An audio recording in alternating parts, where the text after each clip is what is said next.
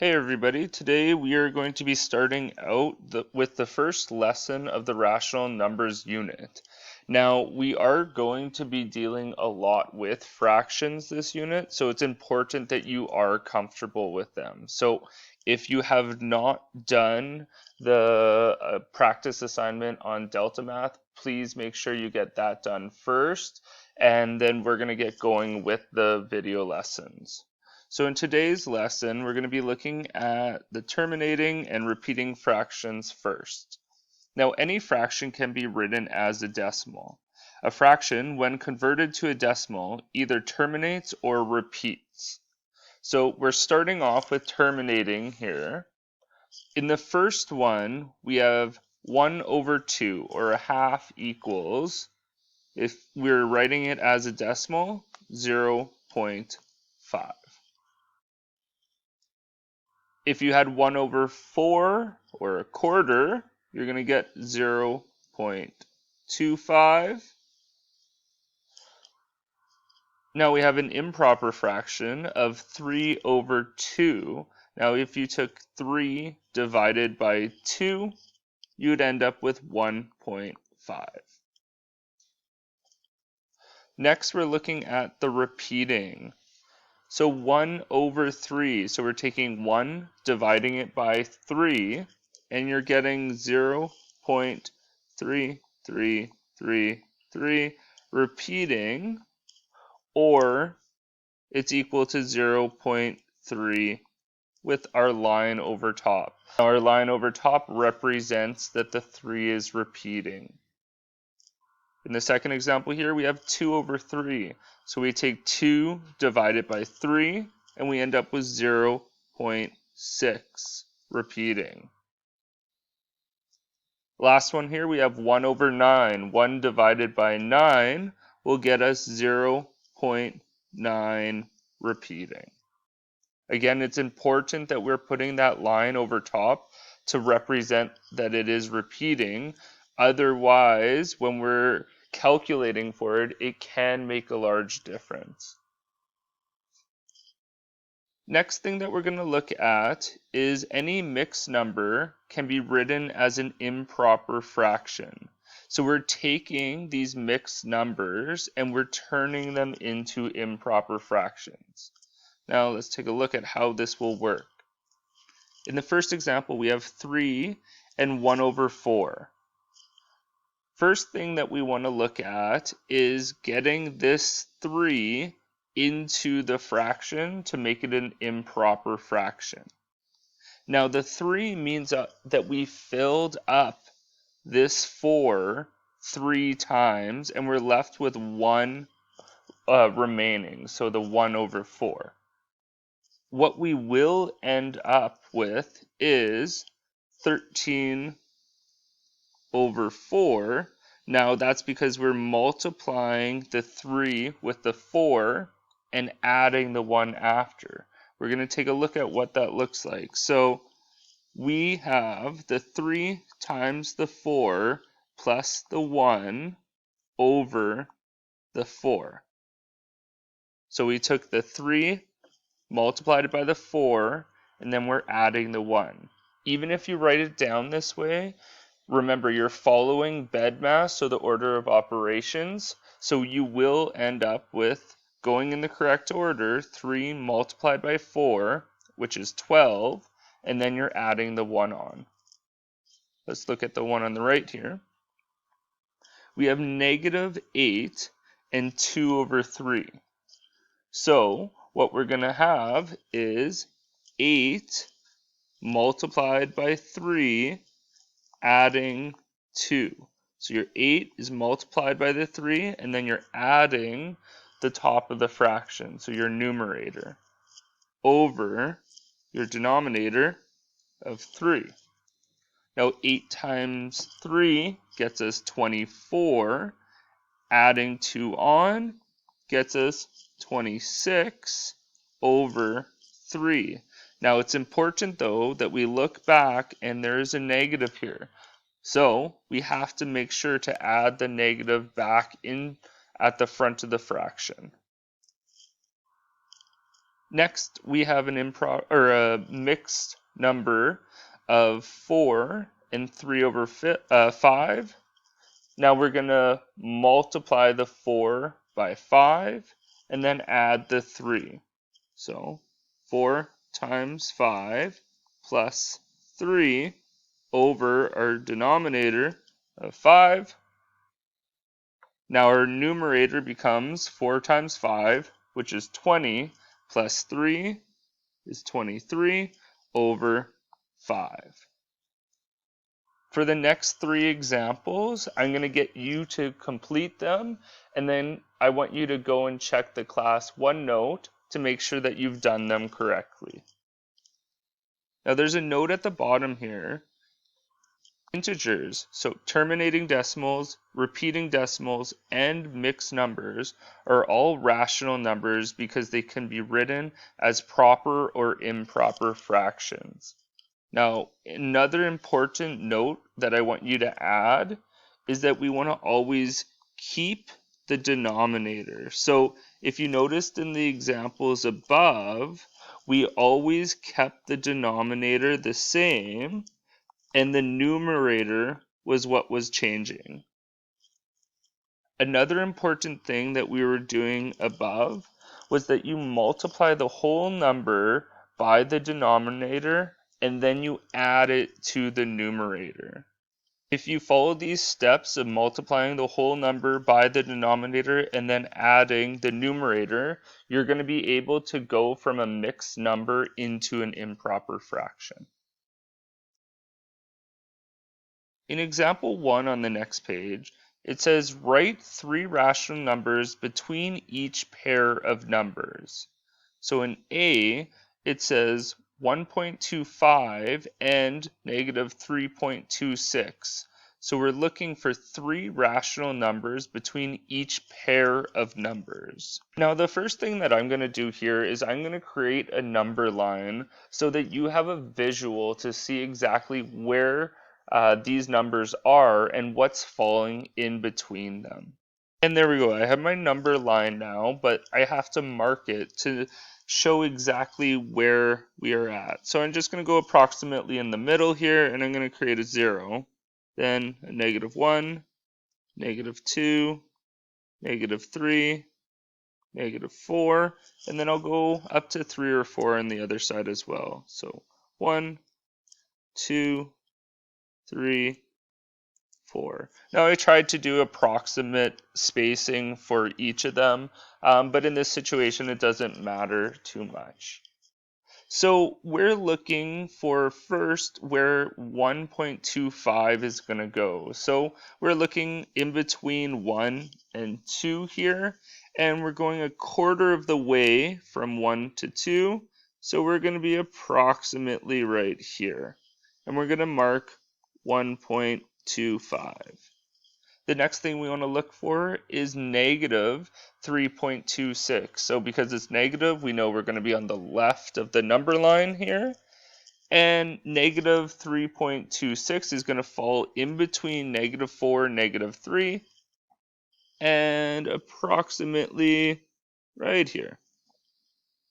So we have negative 3.26. Now, what it's asking us to do is write 3 rational numbers between each pair of numbers. Any 3 numbers that really fall in between this gap here. So it's as easy as picking a number that falls in there. We have numbers like -2, we have -1, you have 0, you could even have 1/2. Any numbers that fall in between there are 3 rational numbers between the 2 given numbers. We'll try this out again in the second example. So we have negative 0.25 and negative 0.26. Now it's important to know that these are close together, so when we're making our number line, we're going to have to give space for this. So again, like magic, I'm going to pop up another line, and we have negative 0.25 and negative 0.26. So we're going to be on the left of the 0. I'm not even going to really write it in here just because there's no reason to.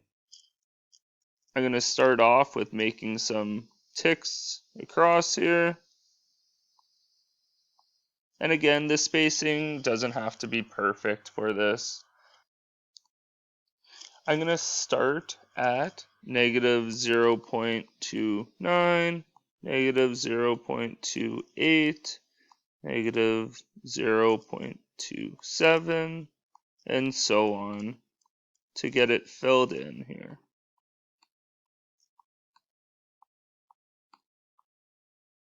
Now the next thing we need to do is highlight exactly where we are at.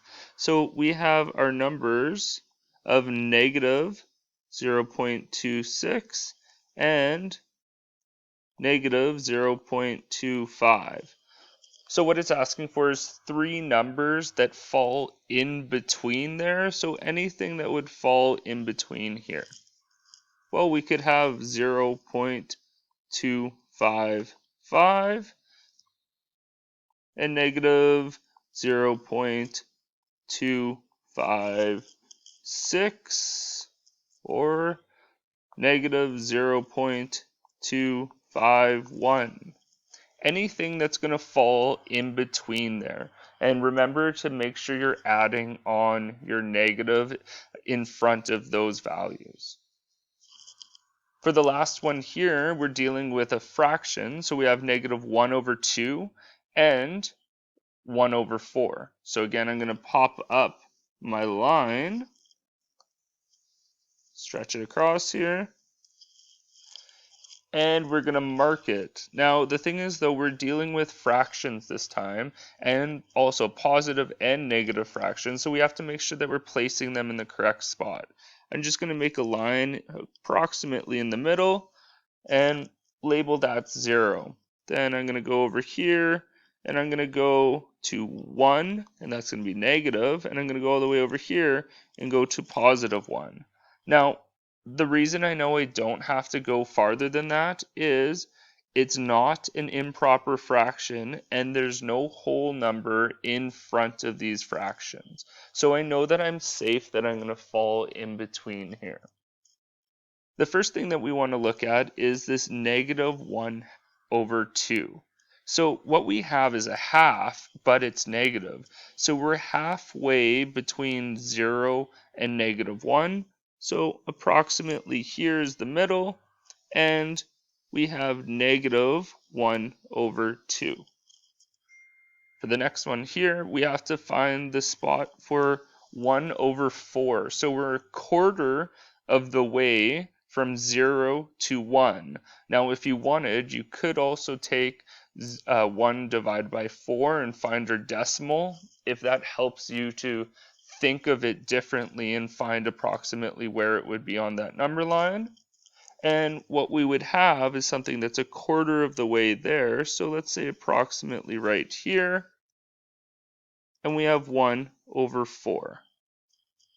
The next thing we need to do is find 3 numbers or so that fall in between there. So between negative 1 over 2 and 1 over 4. I'm going to slide over a little bit just so I have room to write this down. Now, we could have something that falls right here, and that would be approximately negative 1 over 4. Or we could have something like 0 because we know that that is falling in between. We could even have something with a decimal in it. So we know if we take 1 divided by 4, we get 0.25. Well, 0.2 would fall in between and would be a rational number. So that could be our third number in this situation here. The last one I'm going to leave for you to do, and I want you to make that number line and plot out exactly where the negative 1 over 2 and the negative 1 over 4 is, and then I want you to choose 3 numbers that fall in between there. So we're going to slide down to our last page for today, which will be example 2. And it says use a number line and order the numbers from least to greatest. Now we have 0.35, 2.5, negative 0.6, 1.7, negative 3.2, and negative 0.6666. So we're going to have to first create that number line again, and then order the numbers from least to greatest. Now that we have our number line set up, I want to look at what's my highest number and what's my lowest number so I know how big to make this number line. Well, my highest number is 2.5 and my lowest number is negative 3.2. So I know that I have the top of 2.5 and the bottom of negative 3.2. So let's set this up. I'm going to go 0 approximately in the middle. I'm going to do negative 1, negative 2, negative 3. Then I can go to 1, 2, 3, 4. Now, negative 3.2, I might have to give this a little bit extra here, will be approximately right here. So I know that my lowest number is right here. I can cross that out so I know that I've done that one. And then I'm going to get my highest number out of the way, which will be 2.5. Now that's going to fall right in between 2 and 3 if my computer stops moving on me. So 2.5. And I can start plotting the rest of them. So 0.35. Now 0.35 falls in between 0 and 1. And it's in between, well, it's going to be more than a quarter of the way there. And it's going to be less than half the way there. So let's just go with close to a third of the way there. 0.35. Cross that out. And we have negative 0.6 next, just more than the halfway there, but towards the negative 1. So we could go approximately right here, negative 0.6, cross that out, and 1.7, between 1.5 and 1, or between 1.5 and 2. So right about there, 1.7. And our last one, which is a repeating, is negative 0.6 repeating. So we have negative 0.6 already here. We're going to be a little bit further than this one. And we're going to be right on here. I'm just going to draw it on an angle. I'm going to just put it up here. Of negative 0.6666 dot dot dot, or you could put the negative 0.6 with the line over top of it. Now in this situation here, I didn't have enough room to write it in there, so I'm fine with you making the line and then drawing an arrow over to it, instead of overcrowding it and making it hard to read. So for the whole thing, it said to use a number line, order the numbers from least to greatest, and that's exactly what we've done here. In B, we have fractions. So we have negative 3 over 8, we have 5 over 9, negative 10 over 4, so an improper, and we also have a mix. So we have negative 1 and 1 over 4, 7 over 10, and 3 over 8. The first thing that we need to think about is making our life easier. Making our life easier in this situation is going to be turning these all into decimals. Because we have a combination of improper, mixed, it's going to be easiest if we turn these into decimals. So I'm just going to put a note here to change the fractions into decimals, just so that we don't forget to do this. Now, when I put these down, I'm going to put down both the decimal and the fraction, But what I want you to do when we're doing accountability checks or the assessments, I want you to always put down our fraction. So let's get our number line up, stretch it across. Now the first thing that we need to do is figure out what -3/8 is. So if we take -3 divided by 8, we get -0.375. Next one, we have 5/9. So 5 divided by 9 gets us 0.555. Next, we have -10/4. This will get us -2.5. We have -1 1/4. So we have -1.25. Second last one, we have 7/10. So we get 0.7. And the last one is 8 divided by 3. And we get 2.6 repeating. Now this will help us to figure out exactly where we're going to plot these on the number line. So we have to find our lowest number and our highest number first. Our lowest number is going to be -2.5, and our highest number is going to be 2.6 repeating. So we know we have to go all the way past -2.5 and past 2.6. So if I go with a 1 here, negative, and a -2, -3 over here, and a 1, 2, and a 3 over here, we're going to be able to fit all of our numbers in here. Now I'm going to write both sets, the decimal and the fraction, but the important thing for you to always include is the fraction when you are doing this yourself. So you can include the decimal and the fraction, but it's important that you do put back what originally you started with, which in this case was fractions. So the first thing we're going to start with is our lowest number, which is -2.5. Now that falls in between -3 and -2, so around there, -2.5.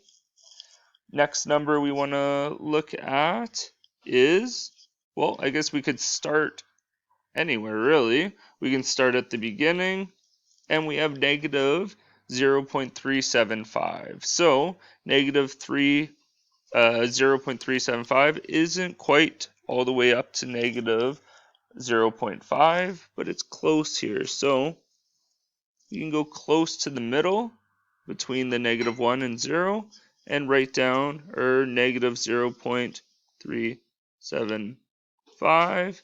Now one thing I forgot on the first one, which we should be doing because I just talked about it, was writing down that fraction. So back to that first one, we had -10/4. Then I'm just going to go a little bit further down here. We had -3/8.